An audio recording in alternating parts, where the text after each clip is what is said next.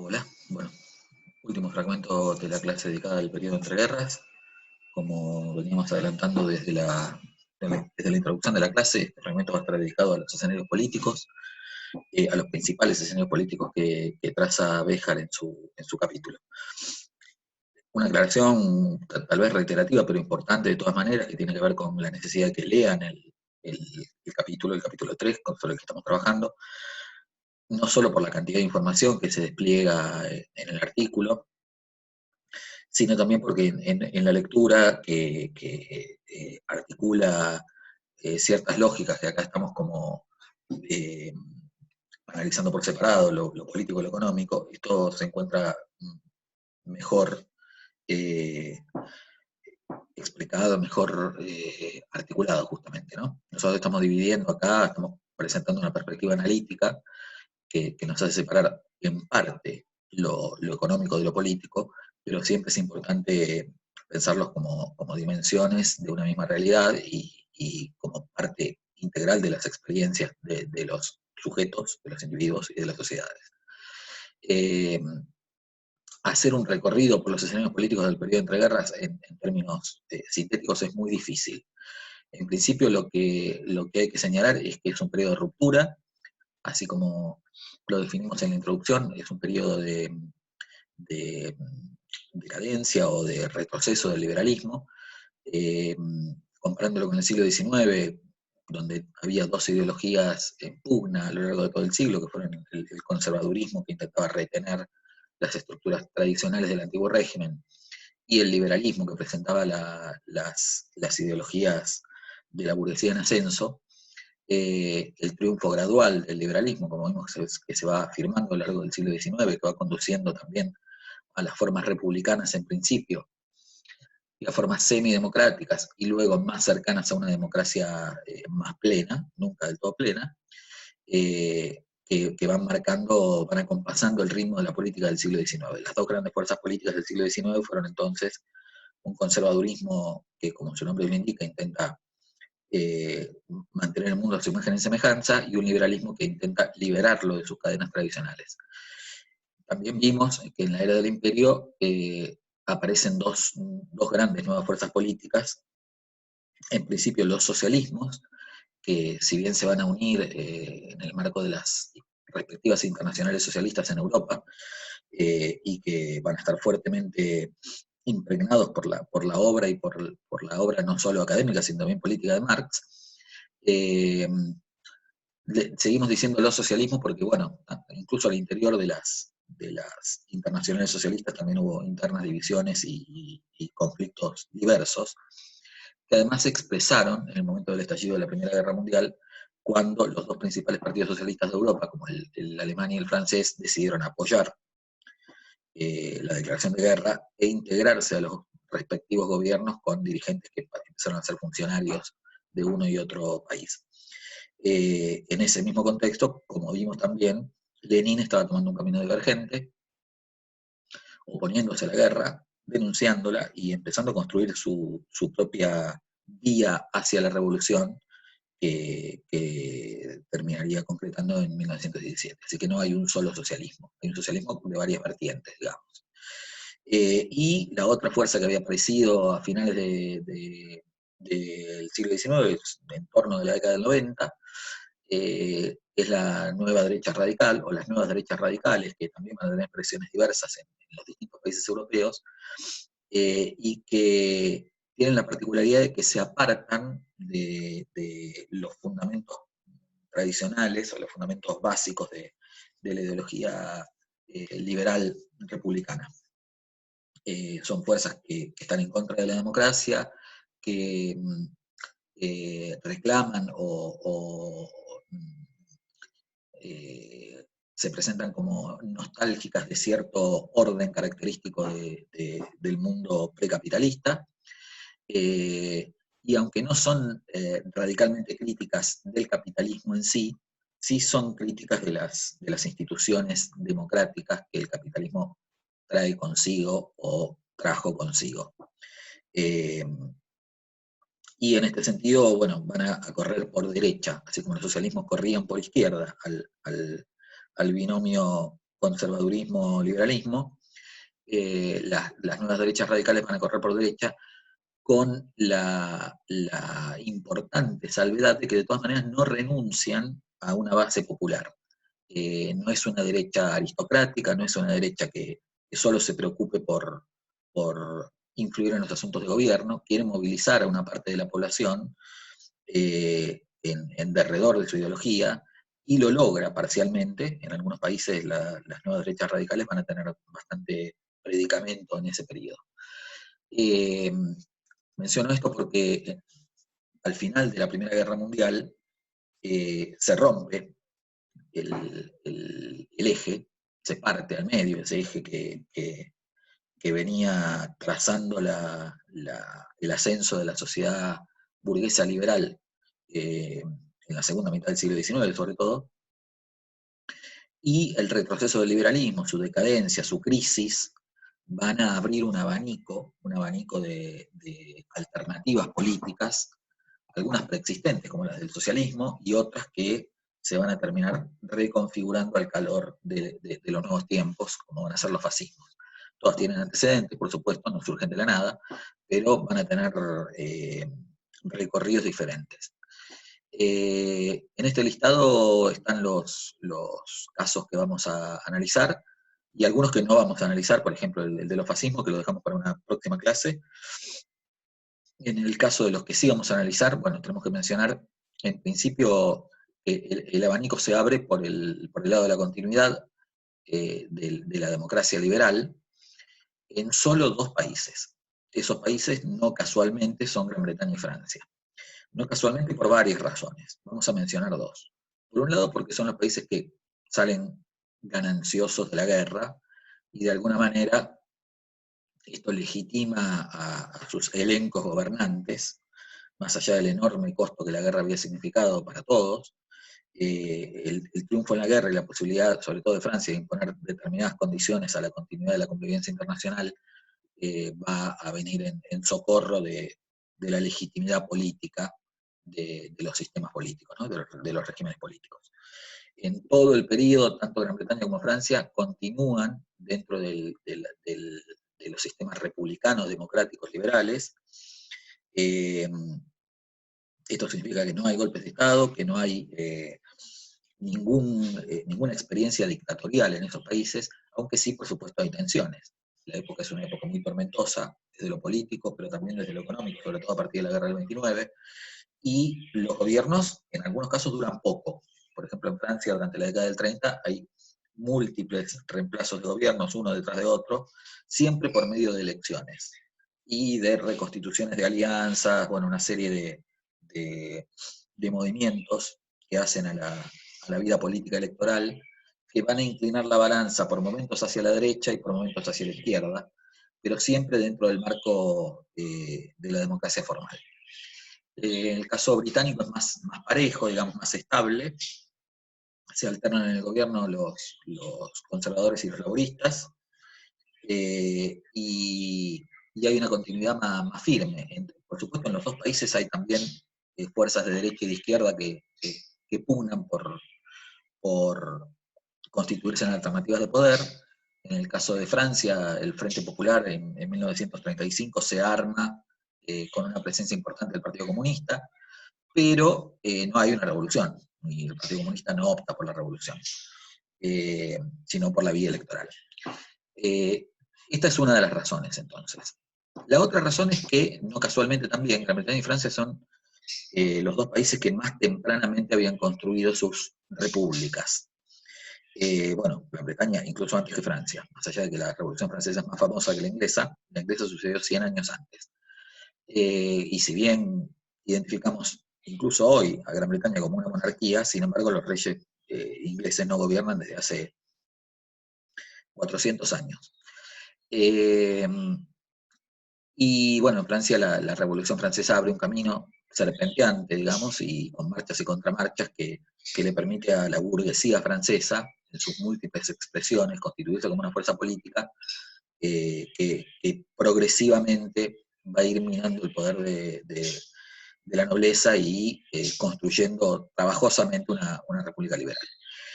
En ambos casos hay un dato muy importante para tener en cuenta, que es el siguiente. Vamos a decir lo más cortito y preciso posible.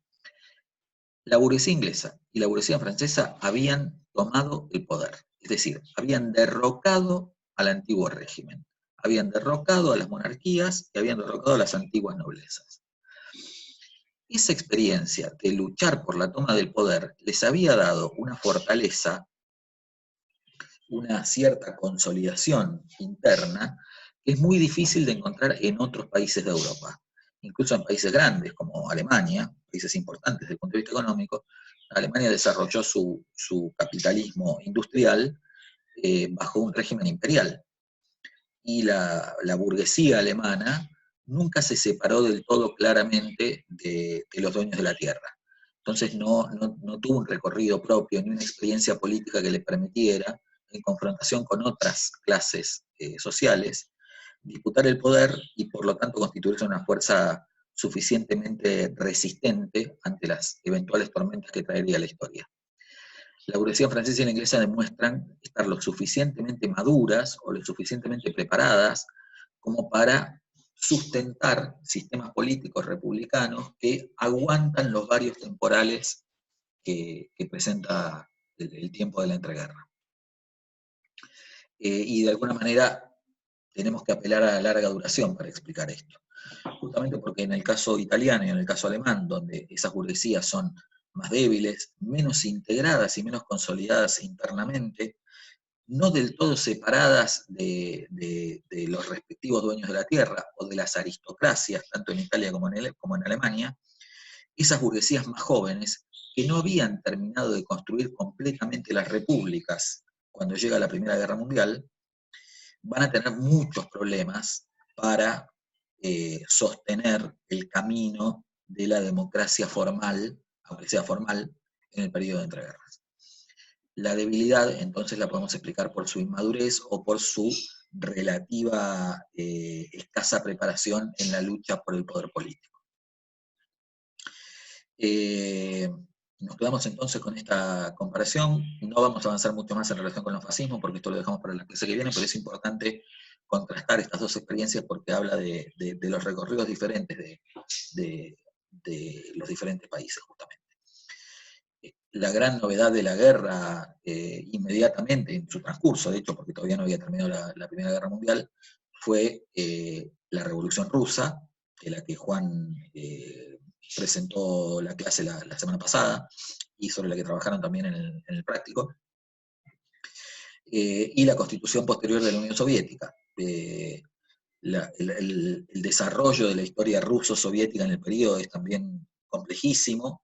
está atado de varios vaivenes y es también muy difícil de sintetizar. En el texto de Dolores van a encontrar un desarrollo más amplio de esta cuestión. Yo voy a trazar acá algunos elementos mínimos. El final de la revolución, digamos, la concreción de la revolución en octubre del 17, presenta inmediatamente el escenario de una guerra civil. Efectivamente el partido bolchevique toma el poder en el 17, pero esto no es aceptado por el conjunto de la población, y los sectores tradicionales vinculados con la aristocracia rusa, con la nobleza, los dueños de la tierra y los integrantes de los distintos estamentos de la nobleza, van a dar batalla, no van a aceptar el triunfo de la revolución, y van a presentar resistencia por medio de las armas, una resistencia que da lugar a una guerra civil que se extiende entre 1917 y 1921. Esa guerra civil, de muchas maneras podríamos decir que impone a la revolución y a sus posibilidades de desarrollo histórico una serie de limitaciones tremendas, y es difícil leer el destino de la revolución rusa sin esa guerra civil, porque en el momento en el que el partido bolchevique podía atenerse a empezar a construir la legitimidad de su accionar y empezar a construir otra forma de hacer política que implicaba la conquista del poder por medio de la revolución, tuvo que en realidad armarse como un enorme ejército, el Ejército Rojo organizado por Trotsky, para sostener el poder, para sostener la revolución, para permitir que la revolución terminara de afirmarse como tal en un país donde una parte muy importante y poderosa no no se resigna a abandonar sus privilegios. La guerra es tremenda, son 4 años de enfrentamientos a lo largo de casi todo el territorio. El ejército rojo, que representa al gobierno bolchevique, y el ejército blanco, que representa las fuerzas de la contrarrevolución, pelean en todo el país. Hay momentos en los cuales la situación del partido en el poder parece desesperada, y el apoyo que el ejército blanco recibe de las diversas naciones europeas interesadas en que no triunfe la revolución, va a extender todavía más la batalla. ¿Por qué gana el ejército rojo? Gana por varias razones, pero bueno, vamos a quedarnos con 2 que son las más determinantes. Por un lado, por una cierta dispersión de las fuerzas de la contrarrevolución, que no terminan de organizarse nunca bajo un mando articulado y organizado, presentan batalla y en algunos casos incluso ganan territorios, pero no están suficientemente entrelazadas entre sí, ni táctica ni estratégicamente, y esto las hace más vulnerables desde el punto de vista de la posibilidad de retener incluso las posiciones de poder que circunstancialmente conquistan. Esta dispersión va a estar en la base de la imposibilidad del ejército blanco de recuperar el poder. Y otra cuestión que es muy importante tener en cuenta, incluso para la continuidad de las formas del partido, que es que el partido bolchevique dedica todos sus esfuerzos a la construcción de un ejército cuantioso, enorme, fuertemente disciplinado, que va a ser la gran obra de Trotsky para la revolución, la constitución del Ejército Rojo, que va a integrar también una serie de pautas de comportamiento, de formas de concepción de la política, una mística del soldado revolucionario que se va a transformar en el sujeto fundamental de la revolución en los primeros años de la revolución. Sin el Ejército Rojo la revolución no habría triunfado, habría sido derrotada rápidamente. Y el Ejército Rojo se construyó sobre la marcha, apelando, por supuesto, a algunas formaciones previas de los ejércitos zaristas, pero sobre todo apostando a la construcción de una nueva mística revolucionaria sobre la que la figura de Trotsky va a ser determinante y se va a transformar en uno de los grandes héroes de la revolución en ese contexto. Por supuesto, el liderazgo de la revolución, el liderazgo político de la revolución sigue estando en manos de Lenin, pero la figura de Trotsky es una figura sin la cual sería imposible pensar la salvaguarda de la revolución en esos 4 años. La guerra civil es un desastre en términos de costos en vidas humanas, de costos económicos. Los ejércitos de uno y otro bando arrasan poblaciones para alimentarse, saquean aldeas, y hay una continuidad de la tragedia rusa por todos los medios posibles a lo largo de la guerra civil, e incluso aquellos militantes que desde toda Europa se dirigieron a Rusia para apoyar y para hacer la revolución, para ser protagonistas de la revolución y de un cambio histórico que empezaba en Rusia, pero que tenía que extenderse al conjunto de Europa y de la humanidad, veían en la guerra civil una tragedia indescriptible. Y la guerra también plantea muchos límites a la política revolucionaria. Por supuesto, límites económicos concretos. De hecho, durante la guerra se desarrolla lo que se conoce como la economía de guerra, que va a significar el aprovisionamiento del Ejército Rojo por todos los medios posibles, incluso los más violentos, en las aldeas y en los campos, el racionamiento del alimento en las ciudades, y una política absolutamente draconiana que va a hacer que buena parte de la legitimidad y de la autoridad del partido bolchevique en el poder se apoye en su capacidad de hacer la guerra. el partido se transforma prácticamente en un ejército. Esto es un problema que después va a tener sus correlatos en la continuidad del proceso histórico. Y es un problema que algunos de los observadores contemporáneos entrevieron, cómo sostener la revolución cuando el partido se ha convertido en un ejército. Y la revolución se ha convertido también en un régimen de partido único, donde progresivamente se empiezan a perseguir todas las formas de disidencia, incluso las de dentro del campo del socialismo. Lenin construye lo que él llama un centralismo democrático que progresivamente va impidiendo cualquier forma de crítica a las políticas del partido. Esto que resultaba necesario para mantener la unidad en el contexto de la guerra civil, va a ir marcando también la pauta de cómo se va a comportar el gobierno respecto a toda forma de disidencia posterior. Y cuando la guerra civil se termina en el 21, con el triunfo del Ejército Rojo, lo que queda es un partido que ha tomado el gobierno, que ha conseguido retenerlo después de una lucha salvaje a lo largo de todo el territorio, pero que se organiza sobre todo como un ejército. Ese es el partido que queda a cargo de realizar una revolución que se había quedado en la toma del poder y que se extendió en la guerra. Por supuesto, no es un ejército cualquiera, es un ejército constituido de trabajadores, de proletarios, de campesinos, ¿sí? De una extracción social popular,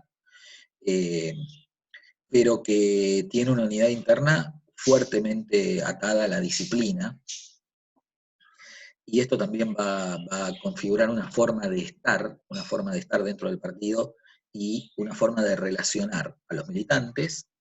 y a los integrantes del partido en general con las autoridades. Una forma ciertamente vertical que se va a ir terminando de consolidar en tiempos de Stalin. La guerra civil da paso, el final de la guerra civil da paso a un nuevo tiempo que se extiende entre 1921 y 1929.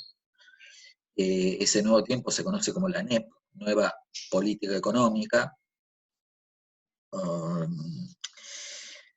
que no tiene mucho de nuevo en realidad, en principio. Después se va a ir articulando de a poco en una serie de medidas más consistentes, más coherentes. El partido entrevé que el final de la guerra le da cierta posibilidad de aflojar la presión sobre el campesinado, sobre las aldeas, sobre la extracción de alimentos para mantener al ejército, y decide liberar algunas de las reglas fundamentales del funcionamiento de la economía, permitir el comercio a pequeña escala, permitir el trabajo de los artesanos, y liberar algunas de las relaciones sociales en la aldea que permiten también el surgimiento, o el resurgimiento en realidad, de algunos sectores de productores agrícolas más favorecidos, que se va a ir conociendo, bueno, se conoce ya desde antes con el término de kulak. A lo largo de la década del 20, esto tiene una repercusión importante en la economía ruso-soviética, que es que se va recuperando la economía después del vendaval de la guerra, y que se recuperan ciertos niveles de vida más favorables, que en términos rusos igual son poco comparables con los que tenían las naciones más desarrolladas de Europa en ese contexto, pero que son mucho mejores que los 10 años precedentes, que habían estado atrasados tanto por la guerra, por la Primera Guerra Mundial, como por la Guerra Civil. Hay un respiro, el respiro de la NEP, se lo conoce con esa expresión, incluso los historiadores se refieren al respiro de la NEP. Pero ese respiro también plantea una pregunta, que es ¿cómo hacemos la revolución? ¿Cómo completamos la revolución si le estamos permitiendo a buena parte de la sociedad que funcione a la manera capitalista clásica? Si bien el Estado se sigue reservando el comercio internacional, los grandes bancos y la gran industria, sin embargo, a pequeña escala, lo que sigue funcionando es un capitalismo comercial de pequeña escala, que lo que se preguntan los dirigentes rusos, soviéticos, es ¿qué tiene de socialista? ¿Qué es lo socialista en esta nueva economía mixta donde el Estado tiene los resortes fundamentales de la economía, los más grandes, digamos, pero los que mueven el cotidiano en la producción y en el comercio están en manos privadas? Esta es una cuestión compleja que atraviesa toda la década del 20 y se va a ir elaborando entre los propios dirigentes soviéticos una discusión en relación a cómo profundizar la revolución y qué significa profundizar la revolución. Lo que está claro, lo que todos tienen claro, es que la única forma de profundizar la revolución, que implica un paso hacia la industrialización a gran escala del sistema económico del país, depende del esfuerzo que el Estado esté dispuesto a pedirle o arrancarle a la economía campesina. Cuando el partido bolchevique toma el poder en el 17, ya había un incipiente desarrollo industrial desde 1890 en adelante, pero muy localizado y muy fragmentario en Rusia. Pero entre el 80 y el 90% de la riqueza que producía el país seguía saliendo del campo. Y esto plantea un problema concreto, que es que el partido que hizo la revolución no es un partido que representa a los campesinos, sino que representa justamente a los obreros urbanos, a los obreros industriales. Esta tensión entre un partido revolucionario que representa a un sector popular de la población, pero un sector de todas maneras minúsculo, va a atravesar también la historia de la revolución y se va a plantear dramáticamente en tiempos del estalinismo. El otro asunto que recorre la década del 20 es la sucesión de Lenin. Lenin muere en el 23, y después de una serie de ataques de apoplejía que lo fueron dejando semi-paralizado, y si bien había como una expectativa bastante extendida respecto de que el heredero lógico de la conducción tenía que ser Trotsky, sin embargo, emerge la figura de Stalin, que mediante diversas astucias consigue primero poner en entredicho la sucesión natural. Algunos dicen que hasta interpolando el testamento de Lenin. Esto no está del todo claro, pero bueno, es una cuestión que ha llevado ríos y ríos de tinta en la historia. Lo cierto es que Stalin consigue maniobrar entre los dirigentes máximos de la jerarquía soviética para, en un principio, relativizar la sucesión inmediata de Lenin en Trotsky, y después constituirse en la figura fuerte de un trinomio que lo va a terminar eligiendo a él, dejándolo a Trotsky aparte. Se empieza a trazar en este punto un conflicto obvio entre el propio Stalin y Trotsky, que no se pronuncia del todo en un principio, porque Trotsky mantiene una fuerte disciplina partidaria y no quiere expresar sus reservas y sus críticas, pero que progresivamente se va a ir haciendo cada vez más evidente, y lo va a ir poniendo a Trotsky en el lugar del primer gran disidente de la conducción de Stalin, y después directamente en el lugar del perseguido, ¿no? Perseguido que va a terminar finalmente siendo asesinado por orden de Stalin en 1940 en México. Lo cierto es que Stalin arriba al poder en el 24, y entre el 24 y el 26 termina de consolidar su posición como el líder máximo del proceso revolucionario, y empieza a construir lo que es una dictadura. Uno puede decir, bueno, ya en tiempos de Lenin, la Unión Soviética era una dictadura. Sí, era una dictadura, pero no era una dictadura como la de Stalin. ¿Cuál es la principal diferencia? La principal diferencia tiene que ver con los modos en los que Stalin articula, por un lado, un giro en la política económica del partido, y por otro lado, cómo empieza a extender los mecanismos de represión que antes estaban dirigidos a los que estaban por fuera del partido. Stalin los empieza a extender adentro del partido. Y organizar a lo largo de la década del 30 un proceso cada vez más intenso de terror que va a ir avanzando sobre los críticos más alejados, digamos, los que están en los bordes del poder, pero que va a avanzar decididamente hacia el propio partido sobre finales de la década, llegando a procesos revolucionarios completamente inventados, con causas inventadas, con bueno, con una serie de cuestiones que Dolores desarrolla también bien en su artículo, y que van a conducir a que buena parte, la mayor parte, de los principales dirigentes que habían hecho la Revolución Rusa de 1917, y que habían sobrevivido a la Guerra Civil, y que habían acompañado los tiempos de Lenin, los héroes de la Revolución, la mayor parte de ellos terminan siendo perseguidos y en muchos casos encarcelados y en muchos casos asesinados, en algunos casos incluso sin juicio previo, acusados de conspirar contra el partido y conspirar contra el rumbo de la revolución. Todas estas conspiraciones, o buena parte de estas conspiraciones, eran directamente armadas por orden de Stalin, por su propia policía secreta, la Checa, lo que en principio era la Checa, que después fue la NKVD,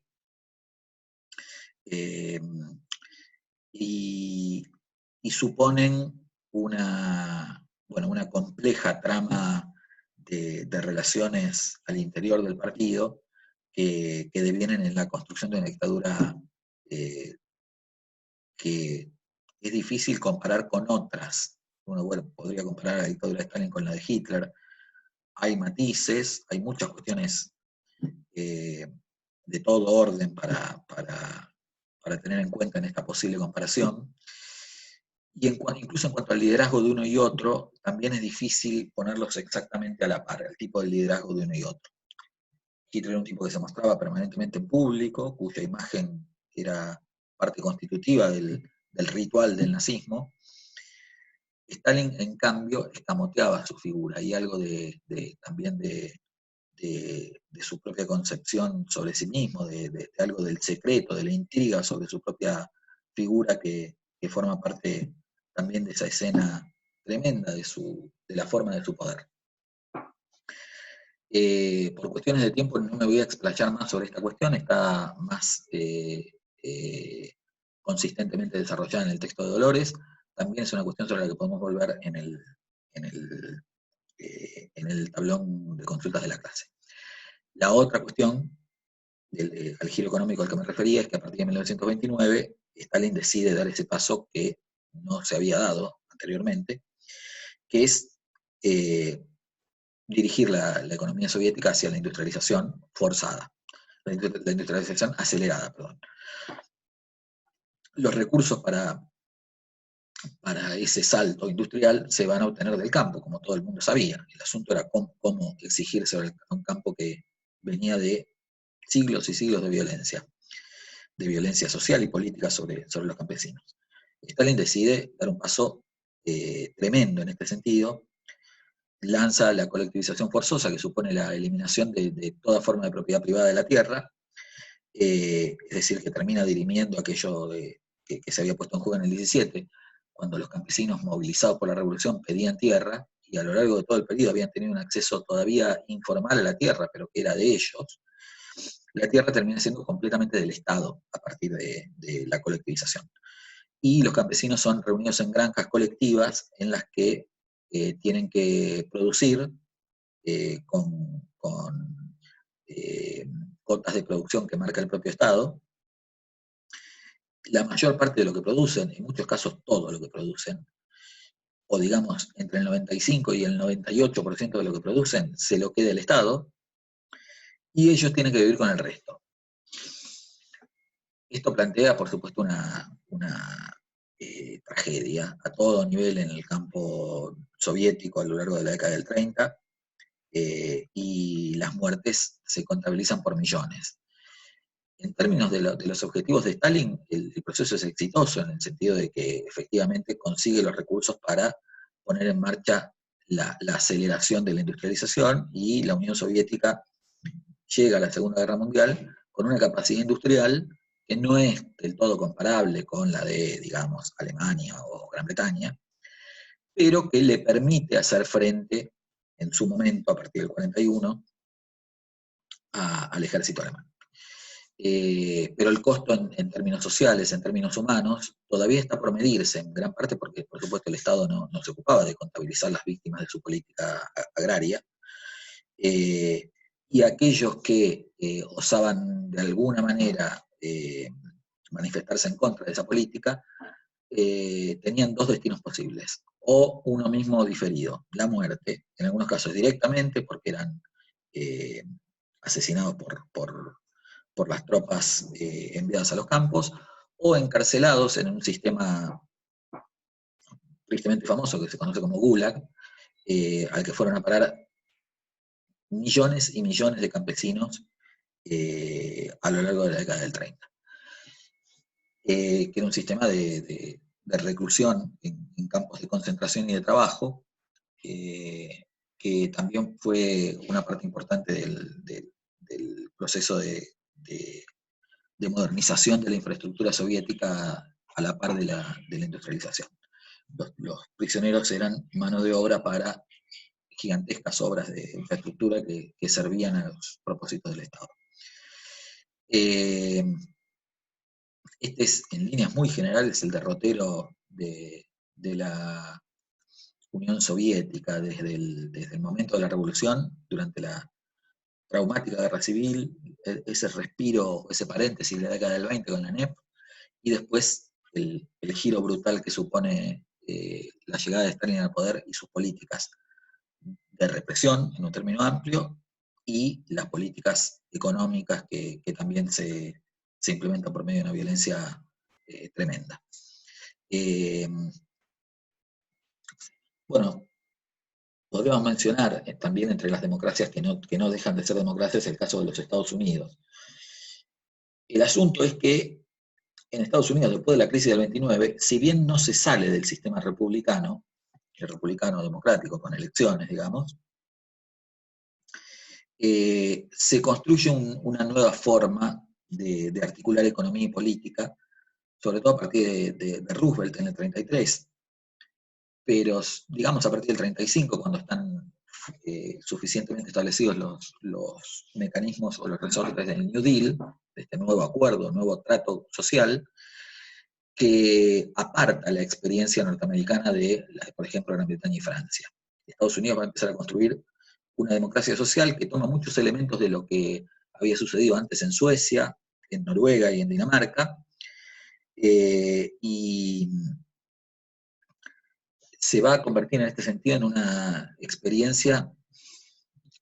progresivamente exitosa, no porque resuelva sus problemas en la década del 30, como ya vimos, esto no va a quedar superado sino hasta después de la Segunda Guerra Mundial, pero sí el Estado asume una posición respecto de la sociedad, de la política y de la economía, completamente diferente a la que había tenido en los marcos del liberalismo clásico. Se constituye en un Estado árbitro que convoca a la articulación entre las clases, o entre los empresarios y los trabajadores, y empieza a generar condiciones mínimas en las que unos y otros ceden en sucesivas negociaciones para poner en marcha nuevamente la economía norteamericana, poner en marcha la producción y desarrollando una recuperación que permita superar los efectos más tremendos de la crisis. Esto no sucedió de un día para otro, ni de un año para otro. Roosevelt va a tener muchísimos problemas para poner en marcha efectivamente el New Deal, tiene muchos conflictos con los empresarios, con los trabajadores, con las centrales sindicales, con los gobernadores de los estados. No es algo que de pronto viene Roosevelt, se habla siempre de Roosevelt y la política de los 100 días, ¿no? Roosevelt anunció en sus 100 primeros días de gobierno un plan de recuperación de la economía, que efectivamente va a tener éxito, pero no lo va a tener inmediatamente, y lo va a tener también gracias a la capacidad del propio Roosevelt de negociar, de mostrar cintura respecto de los conflictos que iban apareciendo, y de propiciar o generar desde el Estado nuevas condiciones para el desarrollo de la economía en un sentido amplio. En principio, el éxito de Roosevelt tiene que ver con que convence a la sociedad norteamericana en su conjunto, pero sobre todo a los dueños del capital y a los trabajadores,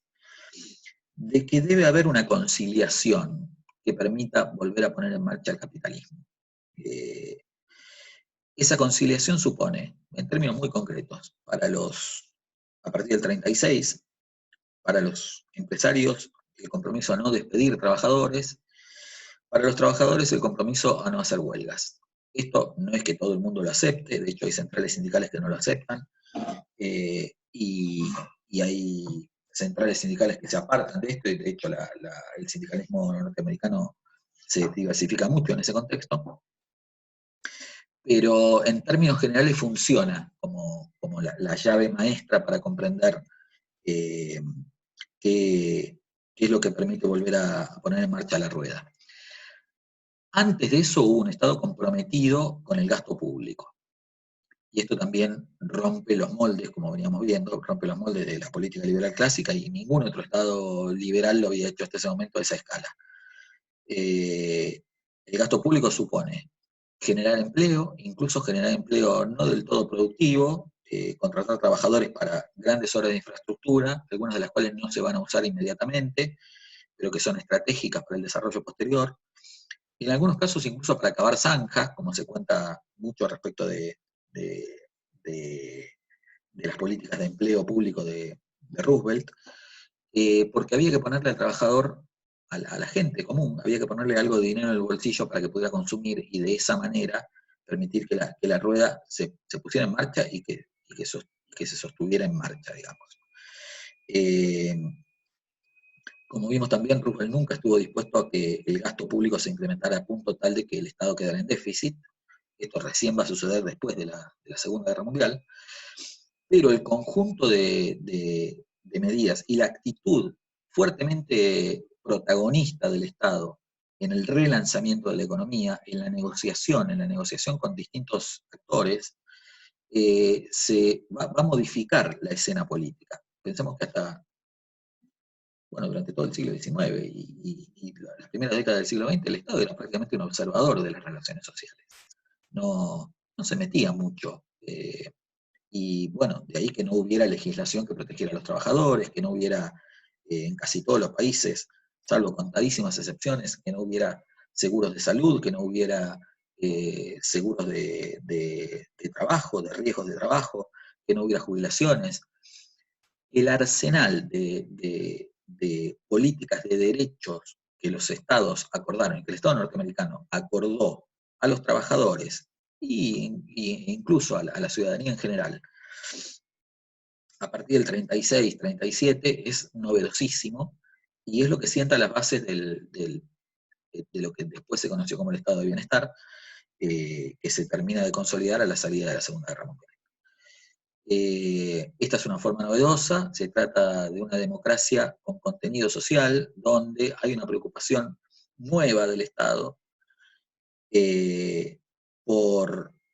proveer a buena parte de la ciudadanía del acceso a mínimas condiciones de vida que tienen por objetivo fundamental volver a poner en marcha la rueda de una economía que estaba completamente paralizada en el momento en que Roosevelt asume la presidencia en el 33. Esto va a ser exitoso con la guerra de por medio, la guerra va a ser el gran empujón para completar la recuperación económica. Sin la guerra seguramente el proceso de reconstrucción de la economía norteamericana habría sido más lento, pero lo cierto es que Roosevelt ya había establecido las bases de esa recuperación. Insisto, y esto también se menciona en el texto de Dolores, no sin múltiples conflictos. No se trata de un líder que llega al poder en el 33 con la llave maestra de cómo debe ser todo resuelto. Ni siquiera la intervención del Estado, que puede ser una fórmula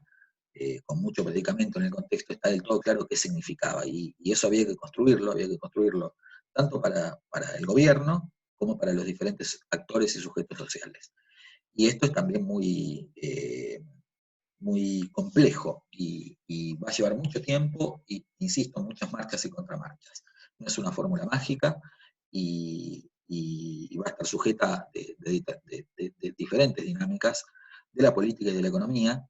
que van a atravesar todo el periodo. Y bueno, una de las cuales tiene que ver con que ahí donde el gobierno federal, es decir, el gobierno de Roosevelt, podía llegar directamente a la población, abasteciendo con derechos, con recursos, con posibilidades de trabajo, o con subsidios, o con alimentos, por ejemplo, la situación de los más desfavorecidos, las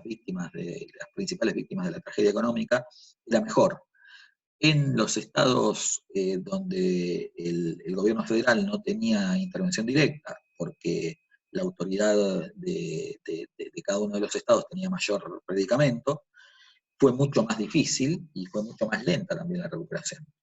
En los estados del sur del país, los estados más agrícolas, donde las relaciones de clase y de explotación eran mucho más fuertes y mucho más tradicionales que en los estados más modernos, la situación de la mayor parte de la población, de la mayor parte de la población pobre siguió siendo tremendamente angustiante, eh, tremendamente violenta, y lo que recibían de parte del Estado del Estado provincial, digamos, no es exactamente provincial porque no son provincias en Estados Unidos, pero de sus respectivos estados, de los gobiernos estaduales, digamos, lo que recibían era la confirmación del maltrato y no otra cosa. Eh, bueno, también hay material en el texto de Dolores para profundizar sobre la democracia social, y es posible que volvamos en las clases posteriores sobre algunos de estos elementos. Por último, ya la clase se hizo más larga de lo que había previsto, está el caso de las dictaduras tradicionales y el caso de la Guerra Civil Española. Las dictaduras tradicionales, que son dictaduras de derecha, digamos, se desarrollan sobre todo en los países del centro y del este de Europa, la mayor parte de los cuales habían sido parte del Imperio Austrohúngaro, y las llamamos dictaduras tradicionales porque, a diferencia de las dictaduras fascistas, la italiana y la alemana,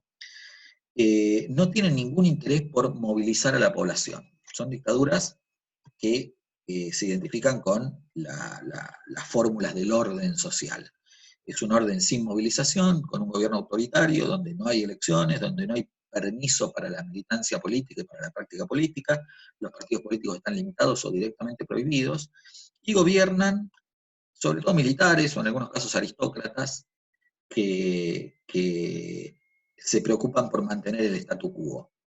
Y sobre todo por limitar de todas las maneras posibles la emergencia de cualquier tipo de conato revolucionario. Si los comparamos con los fascismos, insisto, la principal diferencia tiene que ver con que las dictaduras de Mussolini y de Hitler son dictaduras populares, populares en el sentido de que movilizan a la población, buscan consenso entre la población y obtienen de buena parte de la población un apoyo sustantivo, que se expresa en las calles. Son dictaduras, si se quiere, plebiscitarias, en el sentido de que están avaladas o legitimadas por la plebe. No es lo que pasa con estas dictaduras tradicionales. Y está el caso que ponemos un poco aparte, que seguramente vamos a desarrollar más adelante también, que es el de la Guerra Civil Española, que da lugar a la posterior dictadura de Franco, cuando las fuerzas al mando de Franco consiguen derrotar a las fuerzas republicanas, y la constitución de una dictadura que muchas veces se identifica con el fascismo, porque bueno, Franco había tenido apoyo tanto de Hitler como de Mussolini para ganar la guerra, pero que sin embargo se conduce, en tanto gobierno, de una forma más cercana a la de las dictaduras tradicionales que a la de los fascismos. Justamente porque Franco tampoco está interesado en una movilidad ampliada de la población o en esta escena de la plebiscitación social de su autoridad. Franco va a gobernar España durante más de 40 años, bueno, 40 años en realidad, digamos desde el 36 que empieza la guerra civil, si ponemos esa fecha, hasta el 75 que él muere, y esa dictadura tiene elementos ideológicos afines al fascismo, pero no funciona como si funcionaron los fascismos clásicos, digamos, como el de Mussolini y el de Hitler. Bueno, punto. Por hoy dejamos acá, terminamos la clase del periodo entre guerras, compleja, muy sintética, panorámica, como les había anticipado en un principio, y con muchas cuestiones que, algunas de las cuales vamos a desarrollar después, y otras que los invito y las invito a seguir explorando y leyendo en el texto de Dolores, y a conversar en todo caso en el tablón de la clase. Bueno, suerte con el texto y nos encontramos en el campus.